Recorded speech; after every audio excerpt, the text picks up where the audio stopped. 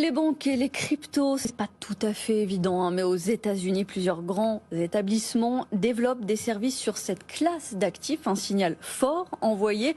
En Europe et en France particulièrement, la poussée demeure encore timide. Valentin Grille. C'est devenu une tendance outre-Atlantique. Les banques américaines se ruent sur les crypto-monnaies. Goldman Sachs vient de lancer un prêt garanti par du Bitcoin. Morgan Stanley, JP Morgan ou encore Wells Fargo ont toutes sauté le pas depuis un an, souligne Pauline Armandet, journaliste à BFM Business. Ce qu'on observe, c'est qu'en termes de services, c'est quand même des services qui sont très précis. Ça va des services de gestion de patrimoine à des services de trading. Et donc, globalement, ce qu'on peut dire, c'est que les banques américaines, ciblent des clients, une clientèle qui est privée, qui est très fortunée.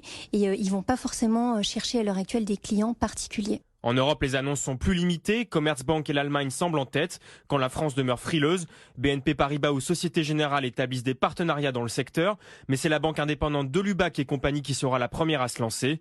Elle a obtenu une licence pour opérer avec des actifs numériques auprès de l'AMF. Ce qui est intéressant avec cette banque française, c'est que contrairement à d'autres banques qui visent des clients institutionnels ou privés, cette banque française a décidé de pouvoir ouvrir ses services à tous les particuliers pour notamment proposer une meilleure adoption des crypto-monnaies. L'adaptation à la réglementation demeure compliquée. Prévue pour avril, l'offre de Lubac dans les cryptos devrait finalement être lancée en mai.